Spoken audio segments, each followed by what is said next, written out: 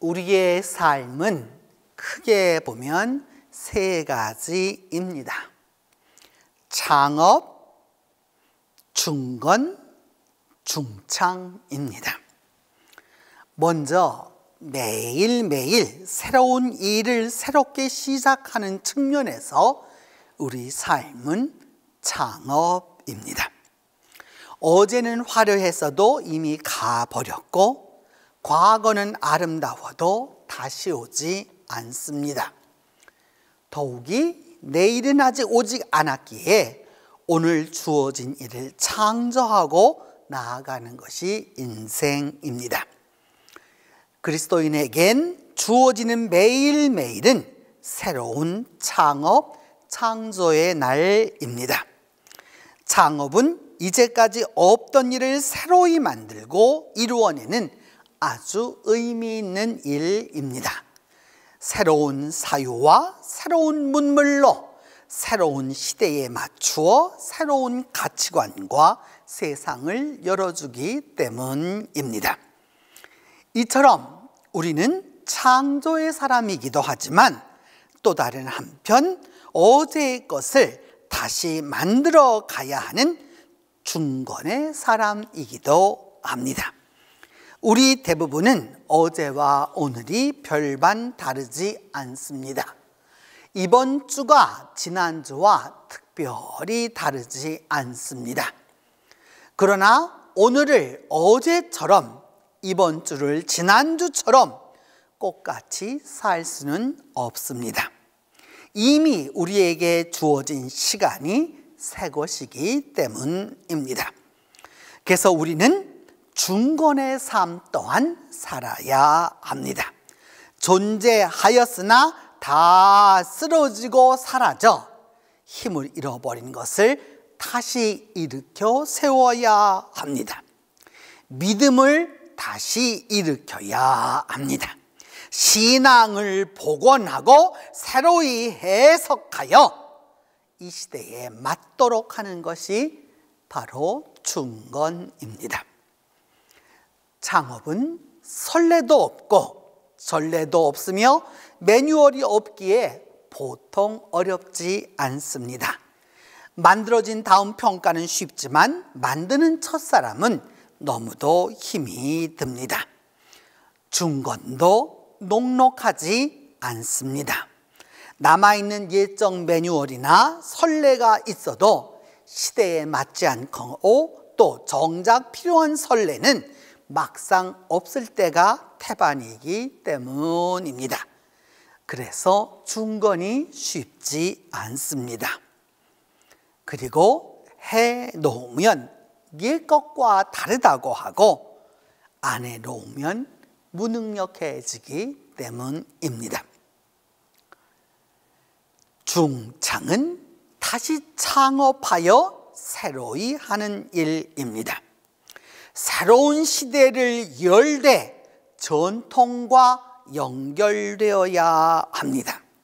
새로운 믿음을 가지되 옛 신앙을 반드시 복원해야 합니다. 그래서 중창은 정말 어렵습니다. 구체적으로 신앙의 중창은 나의 신앙으로만 되지 않습니다. 내가 만난 하나님만으로는 부족합니다. 조상들의 하나님, 초상들의 하나님, 선진들의 하나님이 중요합니다. 오늘 본문은 아브라함의 하나님, 이삭의 하나님, 야곱의 하나님, 곧 이스라엘 12지파 하나님의 역사가 다 필요하다고 말씀합니다. 이 역사에 모세가 부름을 받았습니다. 모세는 400여 년간 애굽의 종살이로 이미 다 애굽화된 이들을 다시 불러서 하나님의 사람들로 변화시켜야 합니다. 이 사람들을 하나님의 백성으로 중창해야 합니다. 모세가 인도할 백성들은 생각도 종교도 문화도 교육도 이미 애굽화된 이들입니다. 말이 400년이지 얼마나 긴 기간입니까? 우리는 40년도 못되게 식민지 당했는데도 아직도 외색이 얼마나 많이 남아 있습니까? 이들은 그 10배를 넘게 애굽에서 노예로 살았습니다. 그들은 이름만 하나님의 백성이지 실제는 애굽인과 같습니다. 먹는 것이 애굽적이고 말하는 게 애굽적이고 믿는 게 애굽적이고 생각하는 바가 애굽적입니다. 그런데 이들을 이끌어내어 하나님이 창조하신 것을 먹고 하나님이 주시는 만나를 먹고 하나님이 주시는 물을 마시게 해야 합니다. 하나님이 주시는 말씀으로 살게 해야 합니다. 완전한 토털 체인지가 일어나게 해야 합니다. 신앙의 중창이 일어나야 합니다. 이것이 모세가 당면한 현실이고 모세에게 주어진 사명입니다. 이런 모세를 향하여 하나님이 말씀하셨습니다. 너는 이 지팡이를 손에 잡고 이것으로 이적을 행할지니라. 이 말씀을 듣고 나서 모세는 하나님께 솔직하게 질문합니다.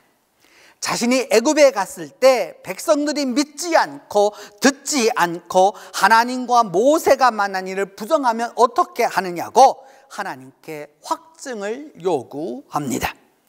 모세가 하나님을 만났으나 행할 능력은 없습니다. 말씀은 받았으나 믿음이 아직 없습니다. 사명을 받았으나 용기가 없습니다. 그래서 하나님은 모세의 지팡이를 땅에 던져 뱀이 되게 하고 모세의 손을 나병에서 원래 피부로 복구시켜 주십니다. 표징을 주십니다. 지팡이가 뱀이 되는 기적, 나병이 완전히 회복되는 표적을 통해서 모세에게 용기와 힘을 더하여 주십니다. 그리고 말씀하십니다. 이 모든 표징은 이스라엘 백성에게 조상의 하나님 곧 아브라함의 하나님, 이삭의 하나님, 야곱의 하나님 여호와가 내게 나타난 줄을 믿게 하려 함이라고 하십니다. 이 적이 하나님을 아는 사인이 된 것입니다. 하나님은 우리가 하나님의 말씀대로 하고자 할 때 우리 각자에게 가장 필요 적절한 사인을 주십니다. 그 일이 어떤 일이든 하나님은 우리에게 표징을 주십니다. 그 표징은 믿음 안에서 이해되는 아주 특별한 은총입니다. 하나님은 사명을 주시면서 무조건 일을 시키지 않습니다. 무작정하라고 하시지 않습니다.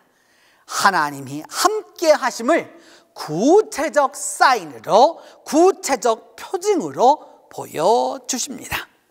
개인적으로, 공적으로, 말씀으로, 치유로, 능력으로, 기적으로 함께 해주십니다.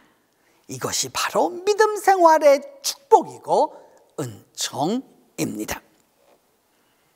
그런데 모세는 이 표징을 체험하고도 주저하면서 아주 구체적으로 애굽으로 못 가는 이유를 말합니다.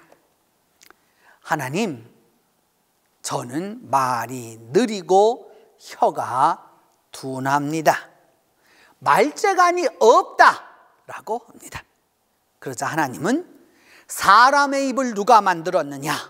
누가 사람을 벙어리나 귀머거리가 되게 하며 사람에게 밝은 시력을 주고 맹인이 되게 하느냐? 바로 나 하나님이 아니냐 하시면서 말 잘하는 형 아론을 옆에 붙여주시겠다고 하십니다. 레위 사람인 형 아론이 있지 않느냐? 아론은 말을 쏙 잘한다. 아론이 지금 너를 만나러 오고 있다. 아론이 너를 만나 기뻐할 것이다. 내가 할 말을 아론에게 들려주고 아론의 입에 넣어 주어라. 나는 내가 말할 때나 아론이 말할 때나 너희를 도와주리라. 너희가 할 일을 내가 가르쳐 주리라. 하나님은 이제까지 신앙의 선진들에게 언제나 도울 자를 함께해 주셨습니다. 모세에게는 아론을, 다윗에게는 요나단을, 엘리사에게는 게하시를, 예레미야에게는 바룩을, 바울에게는 누가를, 바나바에게는 마가를, 깔뱅에게는 벳자를 보내어 주셔서 함께 사역하도록 하셨습니다. 하나님은 모세의 지도자의 최고 약점인 대중연설을 못한다고 하자 형 아론을 통해서 해결해 주셨습니다. 아론이 가까이 오고 있다고 말씀하시면서 만나서 서로 기뻐할 것을 말씀합니다. 오늘도 하나님이 보내주시는 동역자는 바로 나의 곁에 있습니다. 내 가까이 있습니다. 내 근처에 있습니다. 우리가 믿음의 눈을 뜨고 신앙의 안목을 가지고 보면 깨닫게 됩니다. 바로 내 곁에 그가, 내 옆에 그 사람이, 나와 함께하는 그 인물이 하나님의 도울 자가 되어 나를 도와줄 것입니다.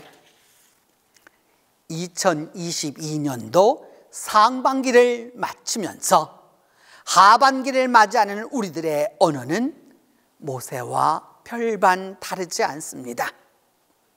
하나님, 제가 하나님의 일을 감당하고 살기에는 힘이 듭니다. 하나님, 저 자신은 제가 보아도 너무 능력이 부족합니다. 그때 하나님은 우리에게 도울 자를 보내어 주시고 우리에게 이렇게 말씀해 주실 것입니다. 너는 이 지팡이를 손에 잡고 이것으로 이적을 행할지니라. 성도 여러분, 이제 지팡이, 말씀의 지팡이를 붙잡고 하나님의 말씀대로 출발하십시오. 이 능력의 지팡이를 의지하고 나아가십시오. 이 하나님의 지팡이를 들고 말씀대로 애굽으로 행하십시오. 그리하면 모세를 통해 출애굽을 이루신 하나님의 놀라운 이적이 우리와 함께 할 것입니다. 하나님의 그 놀라운 권능이 우리와 함께 할 것입니다. 그리하여 이 혼란한 세상에서 우리 모두가 승리할 것입니다. 성도 여러분, 하나님은 오늘도 우리를 만나 우리에게 믿음의 확증을 주고자 하십니다. 지팡이가 변하여 뱀이 되고 나병을 치유하는 표징을 주십니다. 그리고 우리에게 도울 자를 보내어 주셔서 하나님의 역사를 감당하게 하십니다.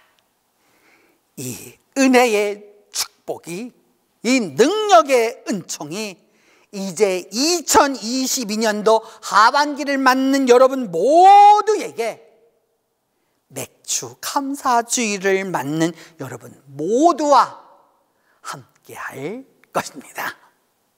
기도합니다. 믿음의 하나님, 우리에게 사명을 주시고 우리에게 일을 시키실 때에 믿음의 확증 주심을 감사합니다.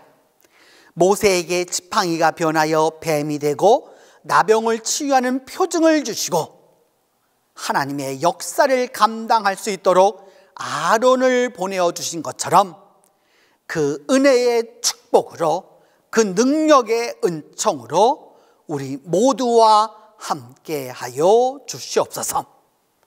우리 주 예수 그리스도의 이름으로 기도합니다.